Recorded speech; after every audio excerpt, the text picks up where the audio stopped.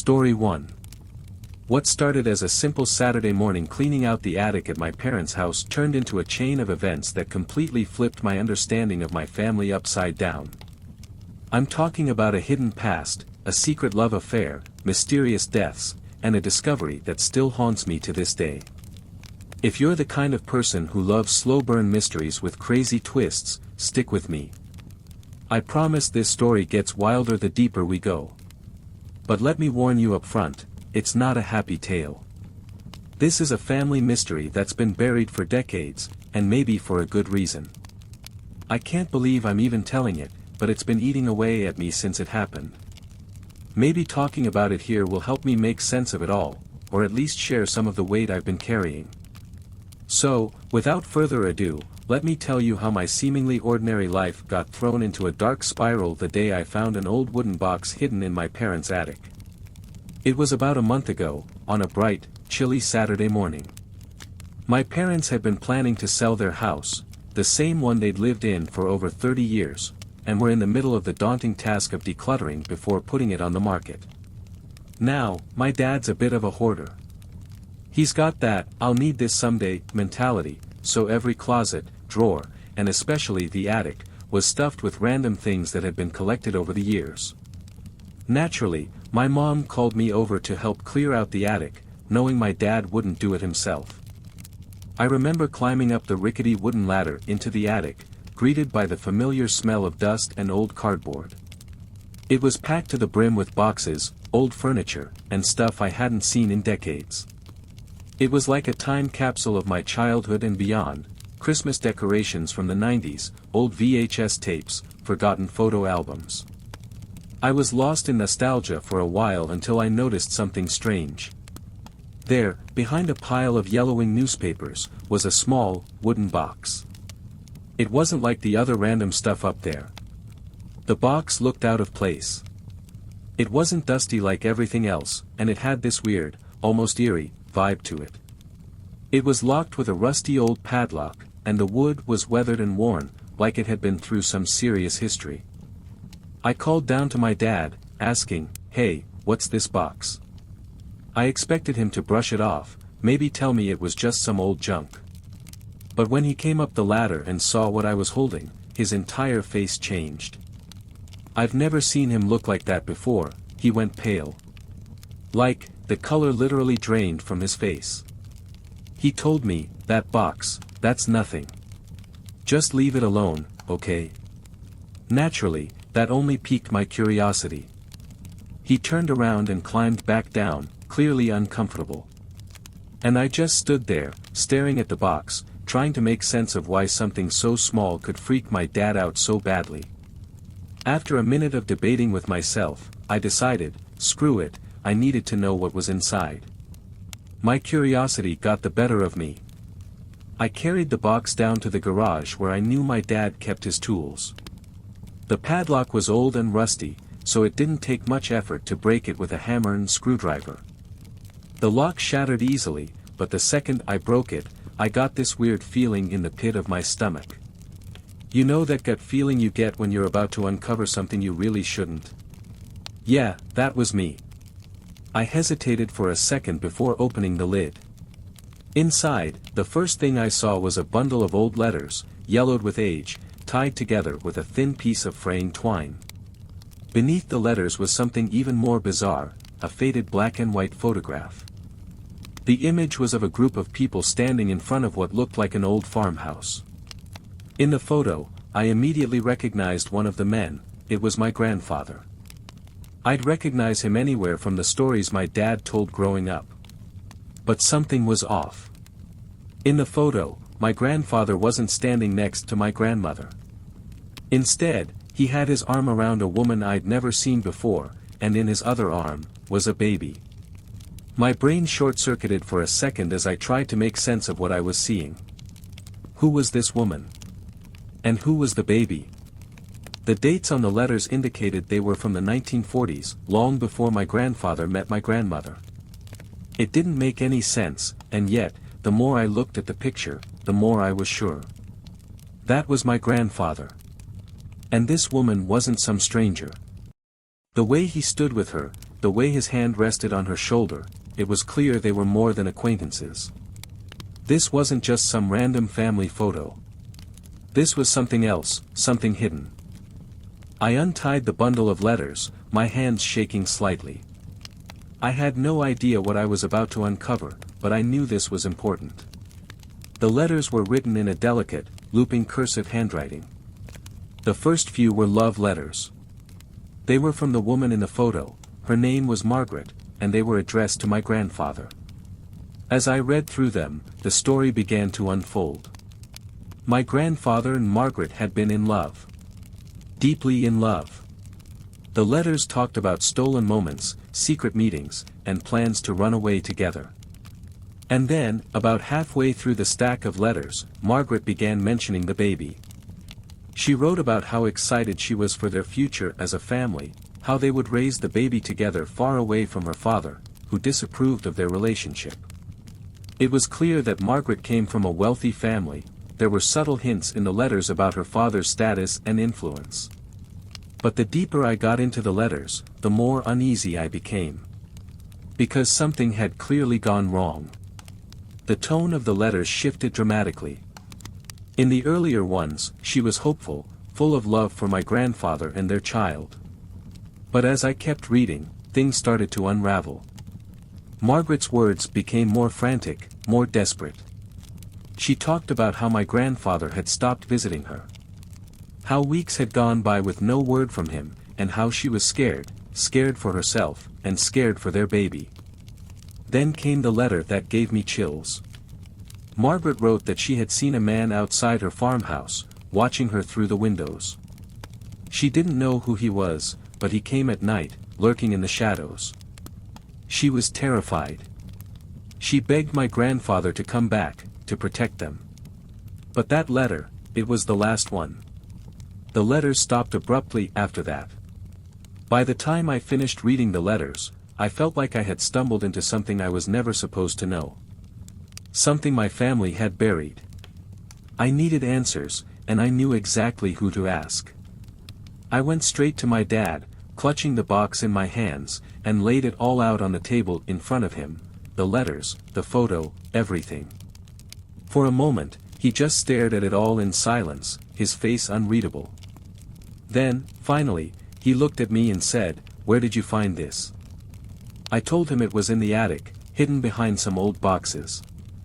He looked almost defeated. Like he'd been hoping this day would never come. He took a deep breath and sat down, motioning for me to do the same. "There's a lot you don't know about your grandfather," he began. And to be honest, I didn't know most of it until I found that box years ago myself. He went on to tell me that the woman in the letters, Margaret, had indeed been involved with my grandfather before he met my grandmother. They were in love, but Margaret's father was a powerful, dangerous man who didn't approve of their relationship. When he found out Margaret was pregnant, he threatened my grandfather, told him to leave Margaret and the baby or face the consequences.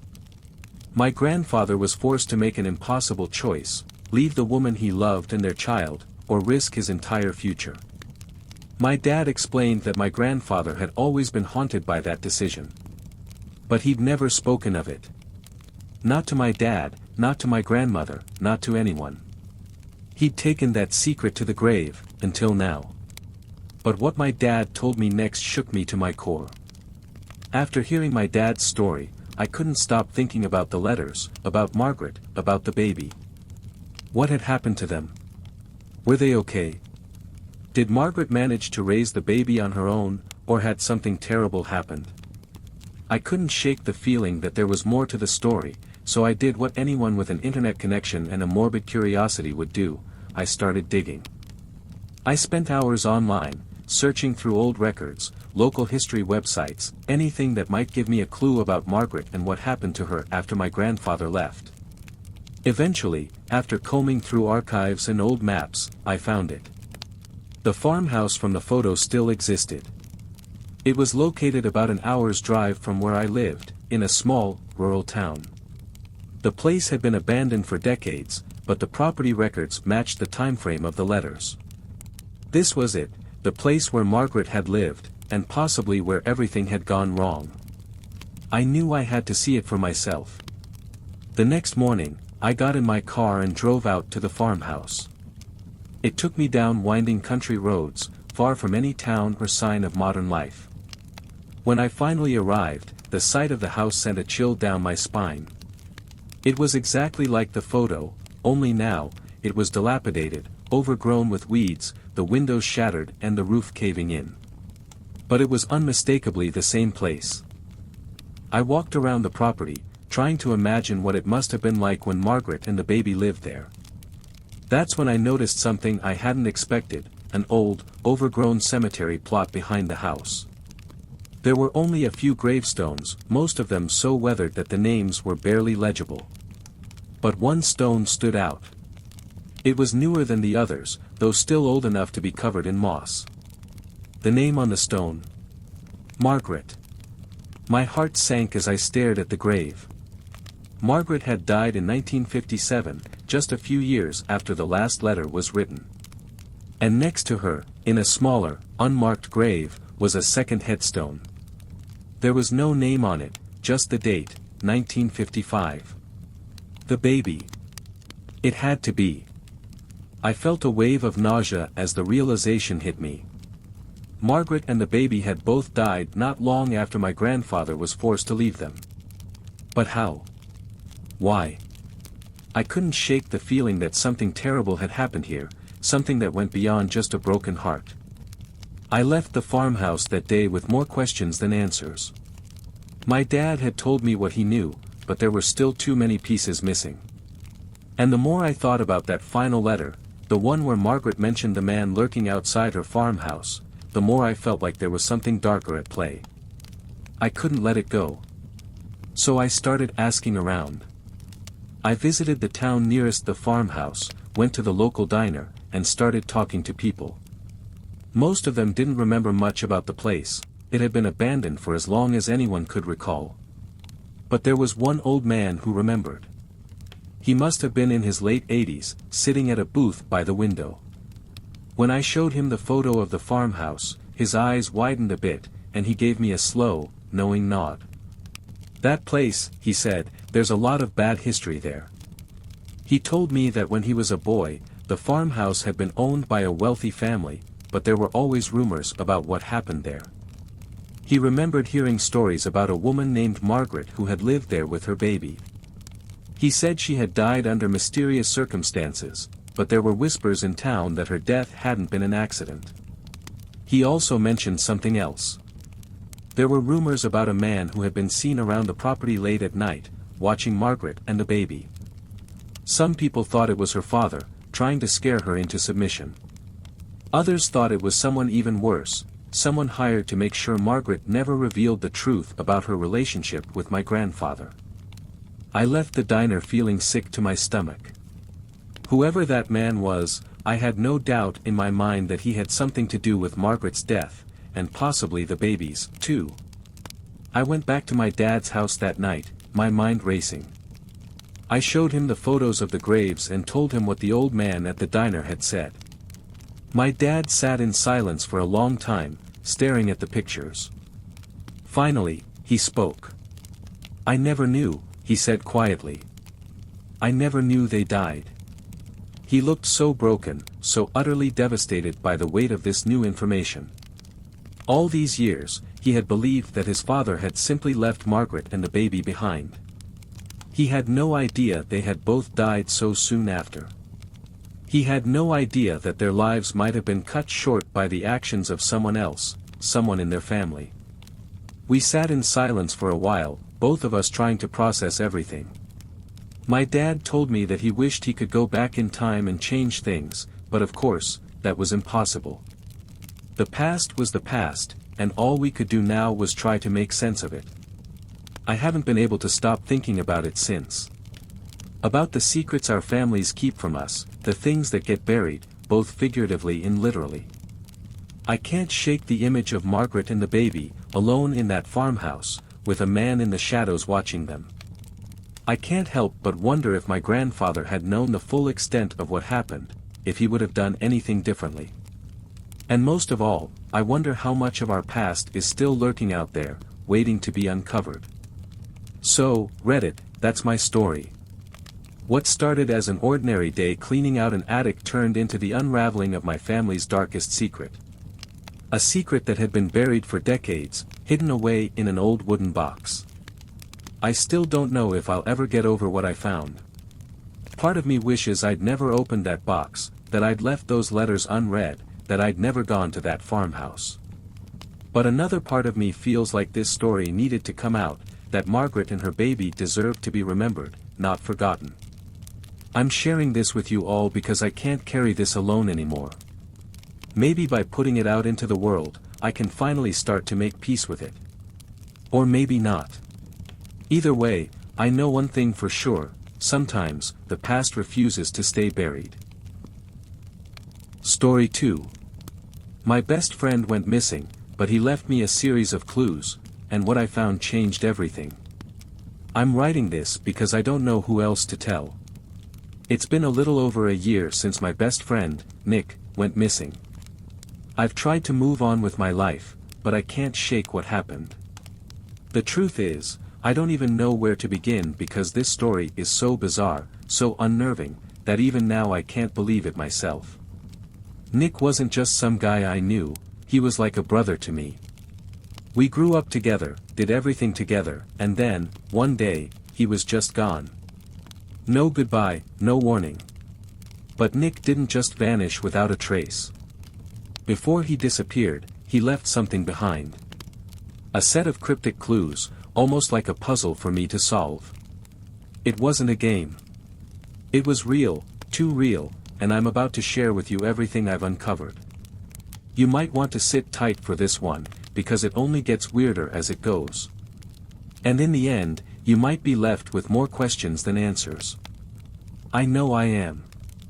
Nick and I had been best friends for as long as I can remember. We grew up in the same small town, went to the same school, and even ended up working at the same tech firm after college. He was the kind of guy who could make friends with anyone, always up for an adventure, always full of energy.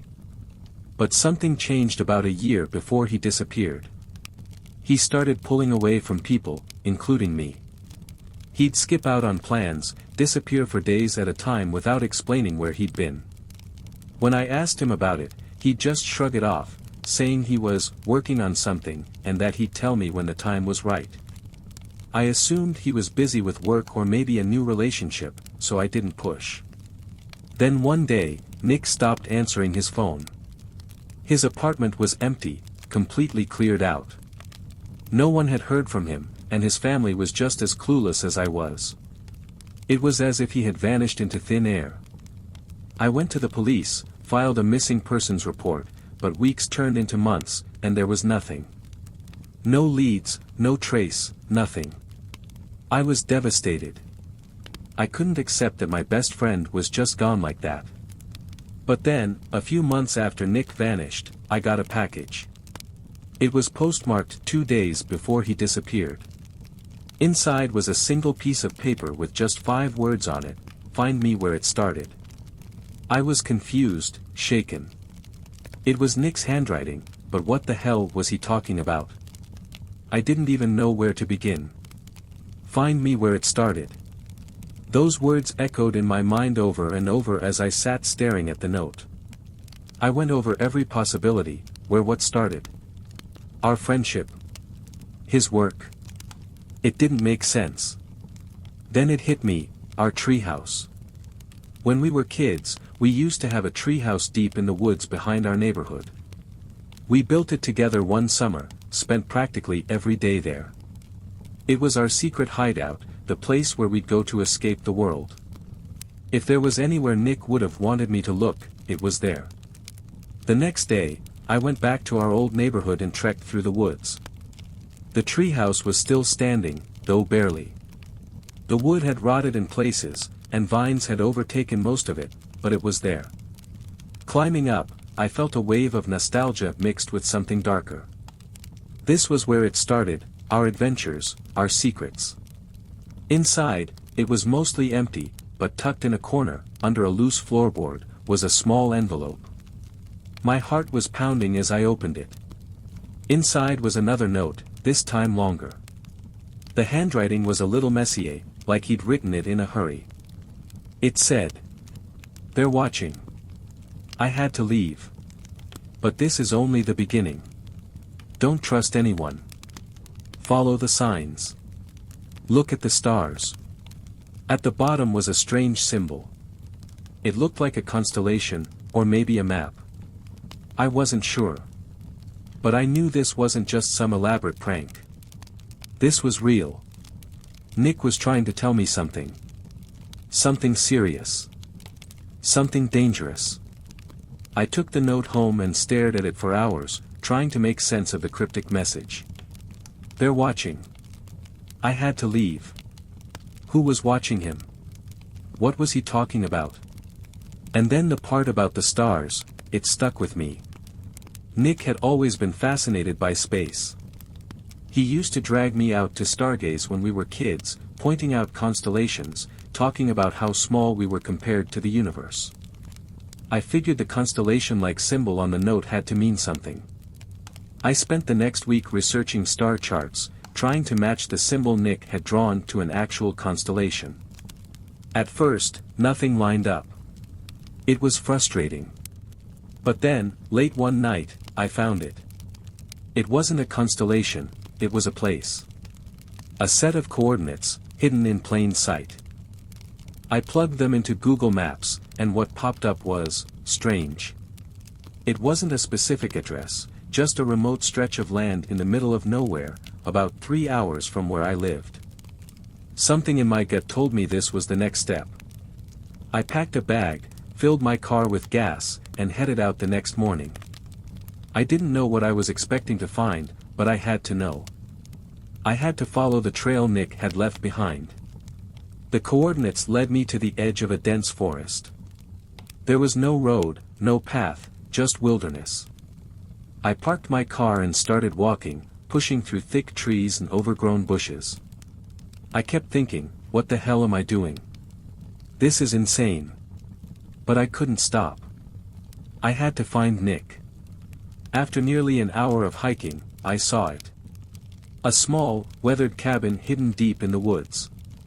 It looked abandoned, run down and forgotten. But there was something about it that made my skin crawl. Like I wasn't supposed to be there. The door was slightly ajar. I took a deep breath and stepped inside. The interior was dark and musty. Dust covered every surface, and the air was thick with the smell of damp wood. I was about to turn around and leave when I noticed something on the wall. A photo. It was of me and Nick. I walked over to the photo, my heart racing. It was an old picture, one I didn't even remember being taken. We were kids, sitting in front of our treehouse, grinning at the camera. But something about the photo wasn't right. In the background, behind us, there was a figure, blurred and shadowy, almost like a smudge on the image. But the longer I stared at it, the more certain I became that it wasn't just a smudge. Someone had been watching us. I felt a chill run down my spine. On the floor below the photo was another envelope. My hands shook as I picked it up and opened it. You're getting close. But be careful. They know you're looking now. I froze. They. Who were they? I didn't have time to figure it out. As I stood there, I heard the unmistakable sound of footsteps outside the cabin. Slow, deliberate steps, like someone, or something, was approaching. I bolted out of there, sprinting through the woods until I reached my car. I didn't stop driving until I was back home, heart pounding, hands shaking. For the next few days, I couldn't shake the feeling that I was being watched.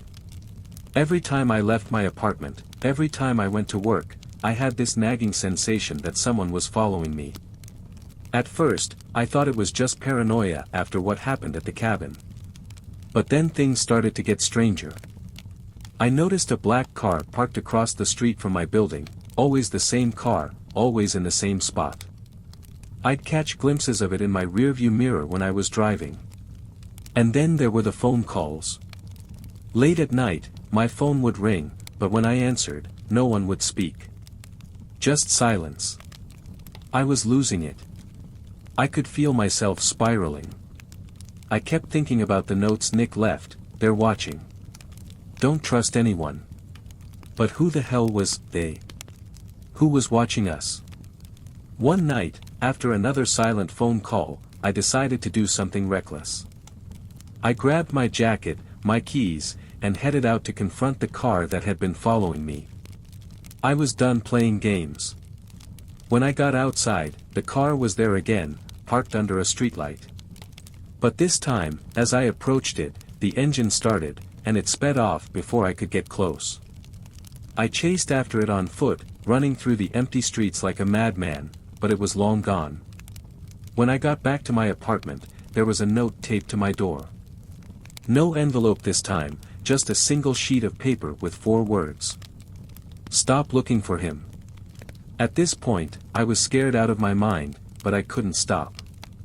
Nick was still out there, and I needed to know the truth.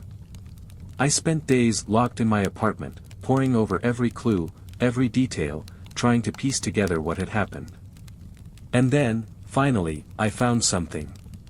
Hidden in the corner of one of the notes, in handwriting so small I almost missed it, was another set of coordinates. They led to an old warehouse on the outskirts of town, in an industrial area no one ever went to. I didn't hesitate. I knew this was it. The final piece of the puzzle. When I arrived at the warehouse, the place was deserted. Rusted metal doors, broken windows, it looked like no one had been there in years. But as I stepped inside, I saw something that made my blood run cold. Nick.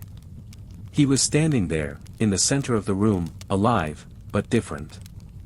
He looked exhausted, gaunt, like he hadn't slept or eaten in days.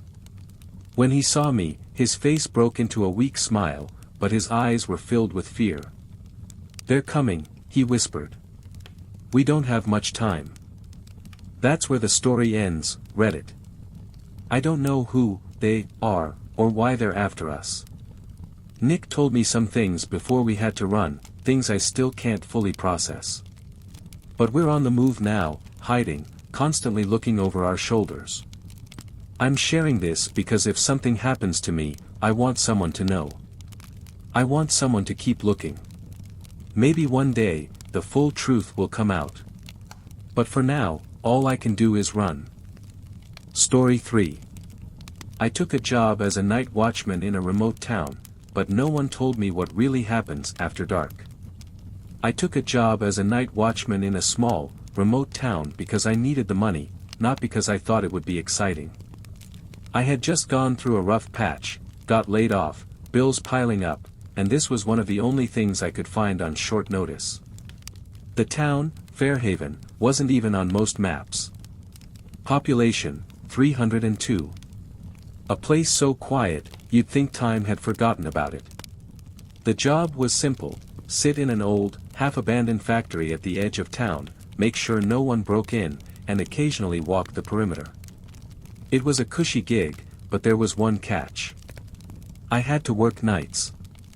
Midnight to 6 a.m. Not ideal, but I figured I'd survive. The first few nights were uneventful. It was exactly what I expected: boring. I'd bring a book, scroll through my phone, when there was reception, and occasionally wander around the factory's dark, creaky halls.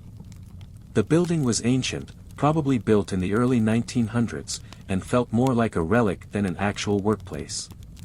It was strange, though.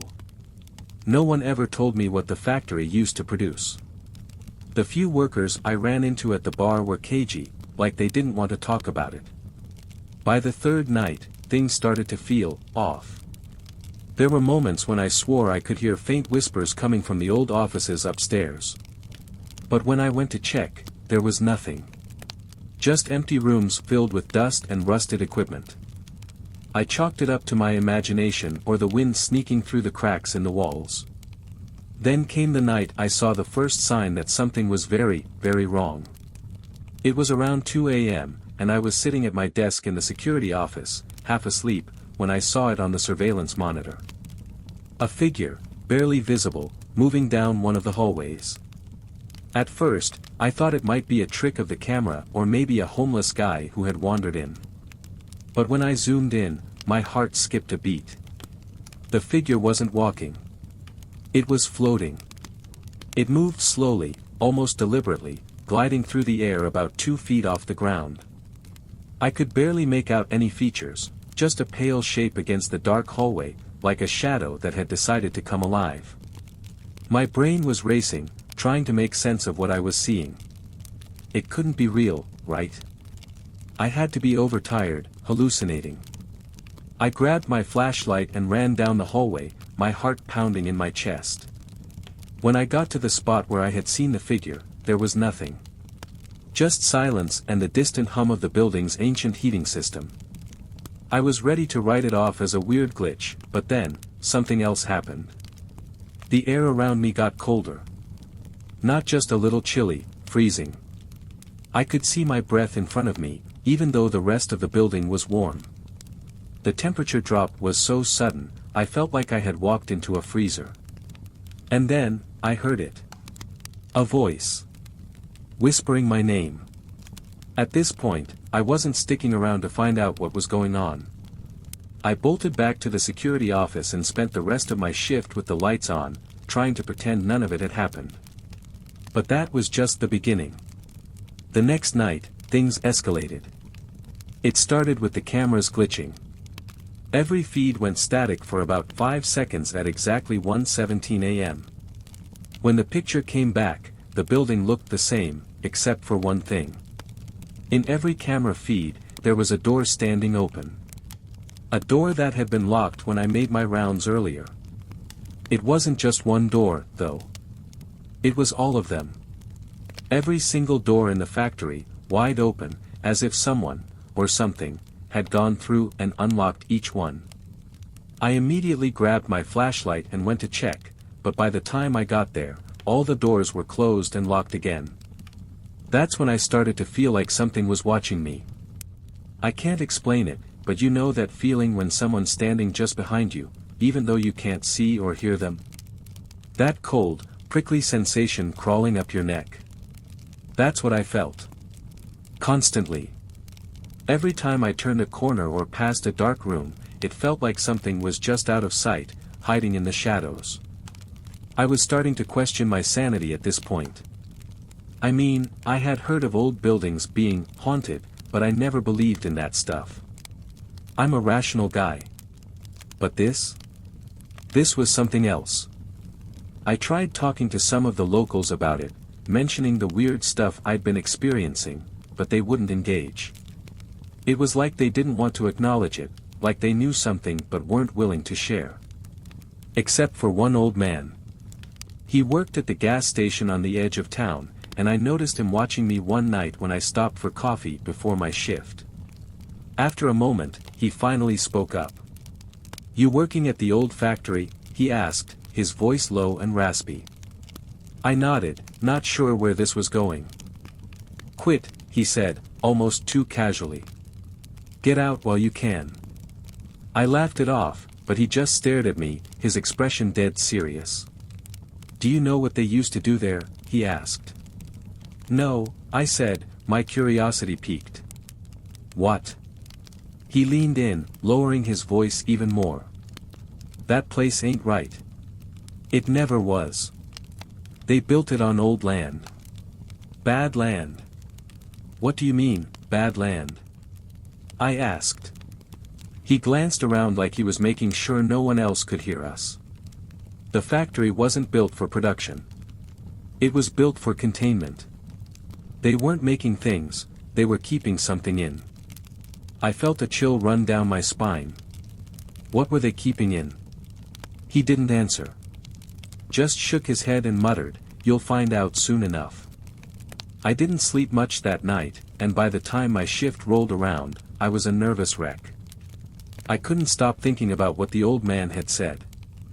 I had been so focused on the strange things happening in the factory that I hadn't even considered why the place felt so wrong.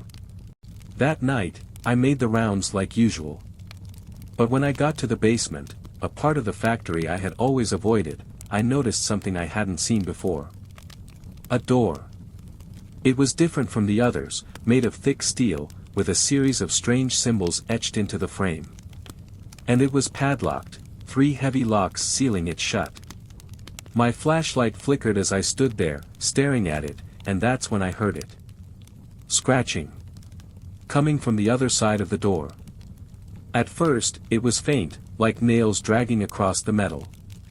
But then it grew louder, more frantic, like something, or someone, was desperate to get out. I backed away, my heart pounding, and just as I turned to run, the lights in the basement went out. I was plunged into complete darkness. The only sound was the scratching, growing more and more intense. And then came the voice. It wasn't a whisper this time, it was clear, sharp, and right next to me. Let me out. I don't remember much after that. I think I blacked out from fear. The next thing I knew, I was outside the factory, sitting in my car with no memory of how I got there. I quit that night. Never went back. A week later, the factory was closed for renovations, but I know the truth. They're not fixing anything. They're trying to keep whatever's down there locked away. But here's the thing, Reddit, I keep having the same nightmare. Every night, I'm back in that basement, standing in front of that door. And every night, the scratching gets louder. Whatever's in there, it's not done with me. Days turned into weeks, and I tried to go back to my normal life, but the nightmares wouldn't stop. Every night, I'd wake up drenched in sweat, my heart racing, my mind replaying that moment in the basement. The voice. The scratching. It haunted me. I couldn't shake the feeling that whatever was behind that door was somehow tied to me, like it had reached out from the darkness and grabbed hold of my soul. I started avoiding sleep, spending late nights at the 24-hour diner in town, trying to keep my mind off things. I'd sip on coffee and read the same dog-eared book over and over again, hoping that if I stayed awake long enough, the nightmares would fade. But they didn't. One night, I was at the diner when I overheard a conversation at the table next to me. A group of locals was talking about strange occurrences in Fairhaven, things I hadn't heard during my brief time there. They mentioned livestock going missing, lights flickering in the town, and how the factory had been the epicenter of it all. Curiosity got the better of me. I leaned in closer, pretending to be engrossed in my book. One of the men spoke up, a burly guy with a thick beard. You know what they say about that factory, right? Built over cursed ground.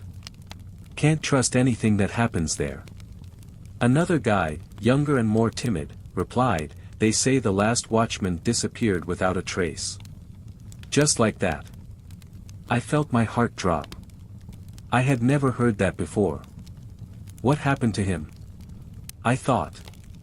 As the conversation continued, I learned more about the factory's history. They said it had been built during a time when the town was thriving, but a series of accidents had led to its decline. Workers reported hearing voices, seeing things that shouldn't be there, and then the factory was shut down for good. But even then, no one really left it alone.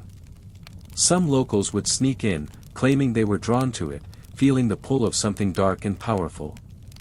As the night dragged on, I couldn't shake the feeling that I had to go back to the factory. I needed to confront whatever was haunting me, to understand what was going on. Maybe, I thought, if I faced it head-on, I could put it all to rest. That following weekend, I drove back to Fairhaven. The sun was setting as I approached the factory, casting long shadows across the ground. My heart raced as I parked and gathered my supplies, a flashlight, a crowbar, and a small camera to document whatever I found. I stepped inside, and a shiver ran down my spine. The air was thick, almost suffocating, and the familiar smell of dust and decay hit me hard. I started my rounds, but this time, I was looking for answers. I headed straight for the basement, my heart pounding in my chest. When I reached the steel door, I felt a strange sense of calm wash over me. It was as if I was meant to be there, like the door was calling me. I shone my flashlight on the padlocks and took a deep breath. I began working on the locks with the crowbar. To my surprise, they came off more easily than I expected, almost like they were just waiting for someone to open the door. As the last lock fell away, I hesitated, my hand hovering over the handle. "Just do it," I muttered to myself. "You have to know." With a deep breath, I turned the handle and pulled the door open. The darkness inside was impenetrable. I stepped in, and the moment I did, the temperature plummeted. I could see my breath again, swirling in the air like a ghost. My flashlight flickered, and I quickly turned it on, revealing a small room filled with dust and cobwebs. The walls were covered in strange symbols similar to those on the door, and I felt an overwhelming sense of dread as I stepped further inside. My feet crunched on broken glass, and I turned to look down, startled by what I saw, a series of old photographs scattered across the floor. I bent down to pick one up, and my breath caught in my throat. The photo showed a group of people, workers, I assumed, standing proudly in front of the factory. But in the background, lurking just out of sight, was a shadowy figure, barely visible but unmistakably there. I flipped through more photos, and the unease only grew. In each one, the same shadowy figure appeared, always watching, always lurking. It was as if it had been part of the factory's history, haunting the people who had worked there. Then I found something that made my blood run cold, a handwritten journal. I opened it, my hands trembling, and began to read. The entries were filled with panic, fear, and madness. The writer described the voices growing louder, the figure becoming bolder, reaching out to them in their dreams. The final entry was scrawled in a frenzy, the ink smudged and desperate. "It's not just a voice. It wants to escape. I can feel it in my bones." Suddenly, the scratching returned. It echoed through the small room, reverberating in my skull. I dropped the journal and turned to run, but before I could reach the door, a freezing gust of wind slammed it shut. I was trapped. The scratching grew louder, more frantic, and the voice returned, now screaming. "Let me out." Panic flooded my mind as I pounded on the door, desperately trying to open it. The symbols on the walls seemed to pulse with energy, and I felt a heavy weight pressing down on me, like the very air was alive with hostility. "Let me out," the voice screamed again, and I felt a sudden surge of energy rush through me. It was as if whatever was behind that door was reaching out, trying to pull me into its darkness. I staggered back, my breath quickening, feeling the walls closing in. In a burst of adrenaline, I lunged for the door and threw my weight against it. It budged just enough for me to slip through, and I slammed it shut behind me. I ran up the stairs, my heart pounding, not daring to look back. When I finally burst out into the main floor of the factory, I collapsed against the wall, gasping for air. I was shaking, the adrenaline coursing through me as I struggled to comprehend what had just happened. The shadows around me felt thicker, darker, and I could swear I could still hear the voice whispering, taunting me. But I wasn't done yet. I had to understand what was happening. I had to uncover the truth. The following days were a blur of frantic research. I dove deep into the history of the factory in the town, scouring old newspaper articles, town records, and even interviewing locals. I learned that the factory had originally been built for textile production but had shifted to a more sinister purpose. The whispers suggested that the land had been cursed long before the factory was erected, and the townsfolk believed the original owners had sacrificed something in the name of profit. The more I uncovered, the more I felt like I was unraveling a tangled web of horror. The strange occurrences, the shadowy figure, the whispers, they all pointed back to one thing, a malevolent entity that had been trapped for decades, feeding off the fear and despair of those who came into contact with it. Finally, I found a way to confront it. A local historian, a woman named Mrs. Hawthorne, had been studying the factory's history for years. She had experienced some of the same strange occurrences and was eager to help. We arranged to meet at the factory one night, hoping to perform a cleansing ritual she believed could drive the entity away. As we prepared for the ritual, I felt a mix of hope and dread. I gathered sage, salt, and candles, while she brought old texts and prayers. We lit the candles in a circle and began chanting the words from her book. The atmosphere shifted, the air thick with tension. As we recited the final line of the ritual, I felt the temperature drop again. The shadows in the corners of the room seemed to deepen, and I could hear the scratching return, louder than ever. The voice echoed around us, furious now, screaming, "You cannot keep me here. I will not be contained." Mrs. Hawthorne pressed on, her voice steady, but I could see fear flickering in her eyes. The shadows began to twist and contort, and I felt a rush of cold air sweep through the room. The lights flickered and dimmed as the temperature continued to drop. Suddenly, one of the candles extinguished, plunging half the circle into darkness. In that moment, I could see the figure clearly for the first time. It was a man, gaunt and pale, with eyes that burned like embers. He reached out, as if trying to break through the barrier we had created, his expression twisted in rage and despair. "Let me out," he screamed, and I could feel the raw power of his voice wash over me, a wave of panic surging through my body. I had to act quickly. "We need to finish the ritual," I shouted to Mrs. Hawthorne, desperation fueling my voice. "Now." With renewed urgency, we continued our chanting, our voices rising above the chaos. The entity thrashed against our barrier, the air vibrating with anger. I could see the walls of the factory shuddering as if the very building was protesting our intrusion. Just as I thought we might be overwhelmed, Mrs. Hawthorne's voice reached a crescendo, and I could feel the energy in the room shift. "You are not welcome here," she shouted, her words piercing through the darkness. "You have no power over us." In that moment, a brilliant light erupted from the candles, illuminating the entire room. The shadows recoiled, and the figure screamed, the sound echoing like 1,000 wails. "No!" it cried, and then, as suddenly as it had begun, everything went silent. The light faded, and the air felt different, lighter, less oppressive. I could breathe again. Mrs. Hawthorne and I stood in shock, staring at the empty space where the figure had been moments before. The room was still and silent, devoid of the cold and darkness that had enveloped us. We had done it. But as we left the factory that night, I couldn't shake the feeling that something had shifted.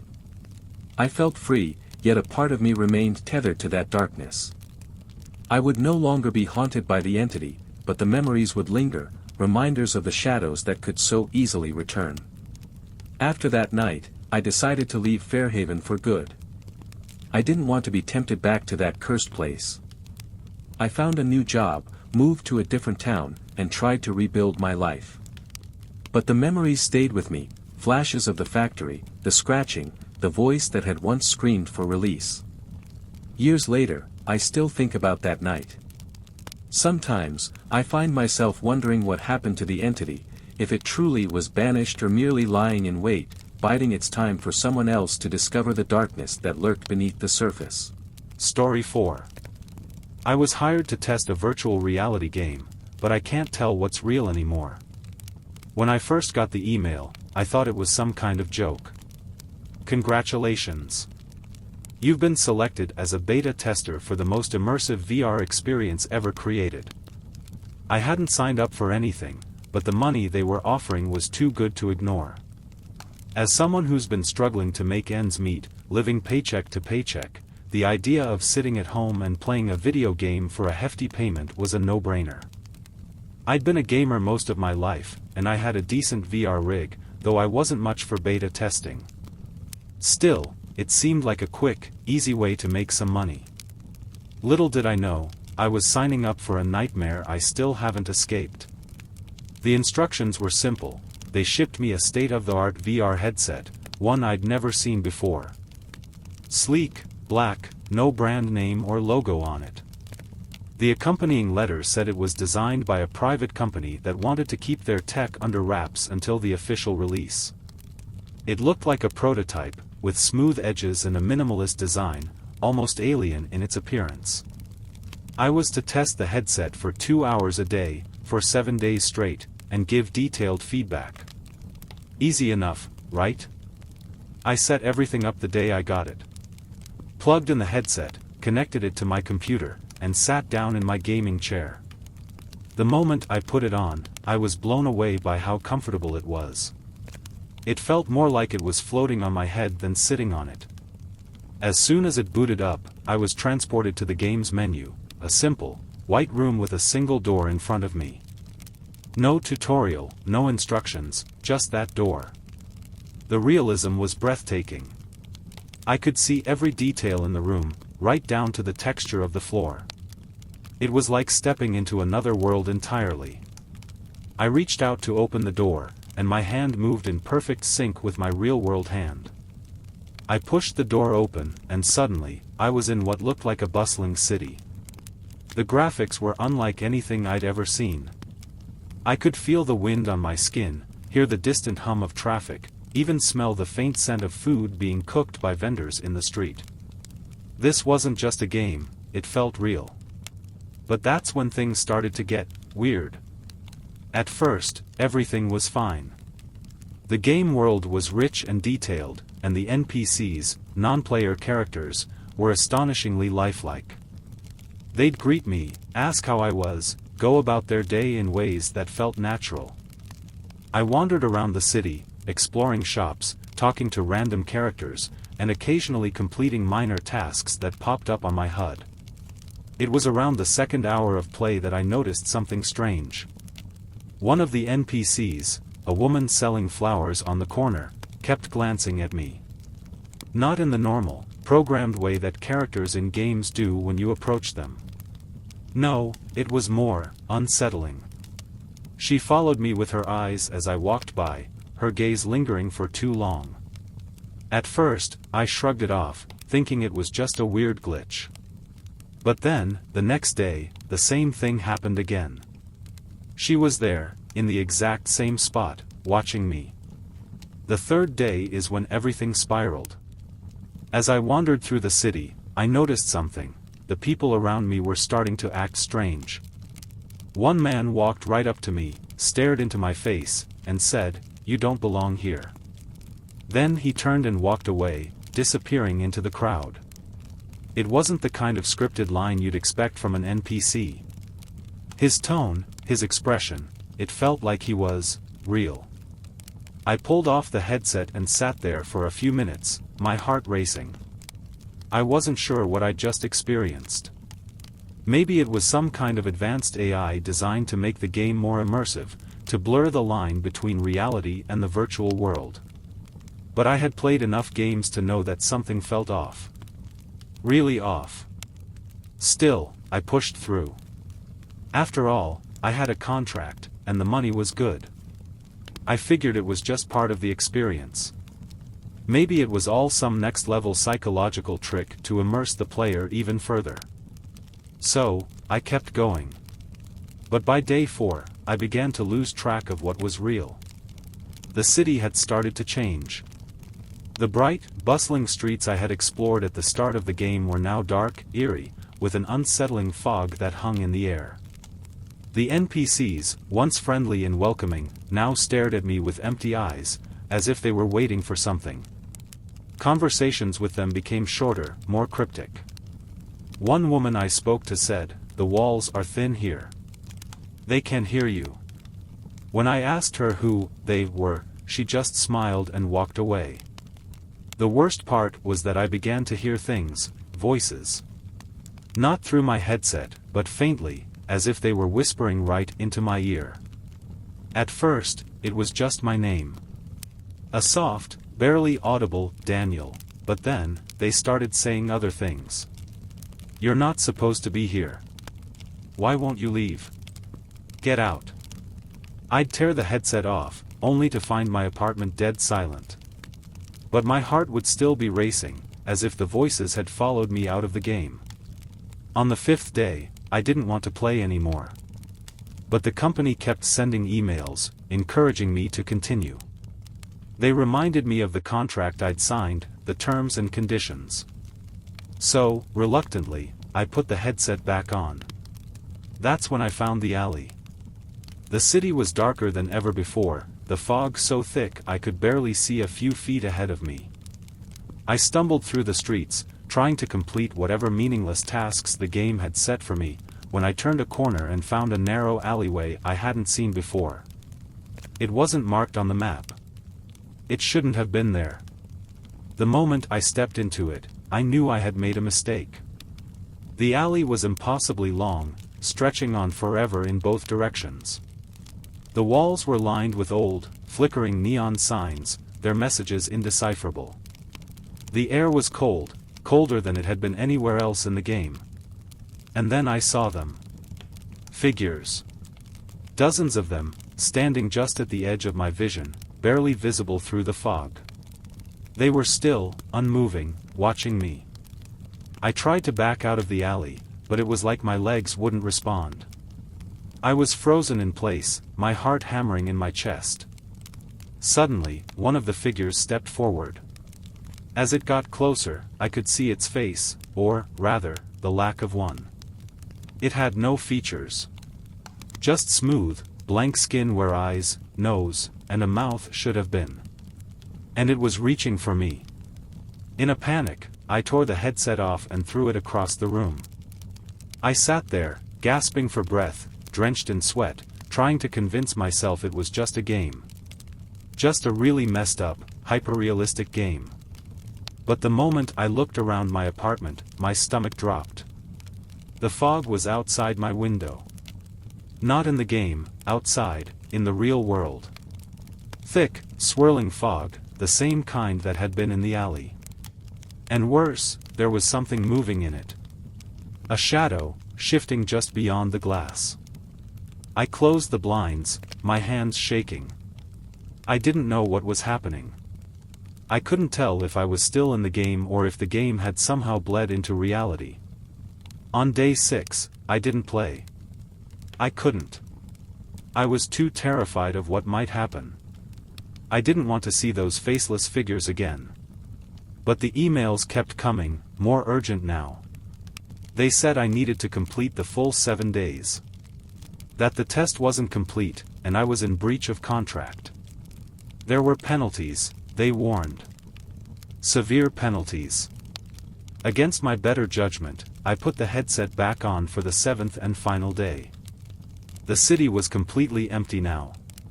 The streets, once filled with bustling NPCs, were deserted. The fog had consumed everything, turning the vibrant, detailed world into a shadowy wasteland.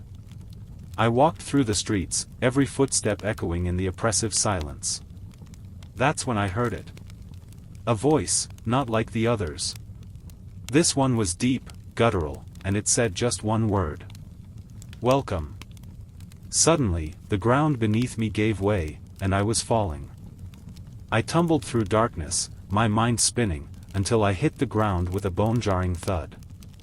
I looked around and found myself in a room, a perfect replica of my apartment. But there was one difference. Sitting in my chair, wearing the same clothes I had been wearing moments before, was me. It turned its head and smiled. I stared in shock as my own voice came from its mouth. You took too long to leave. I ripped the headset off, scrambling out of my chair, my heart racing. But as I looked around, I realized I wasn't in my apartment anymore.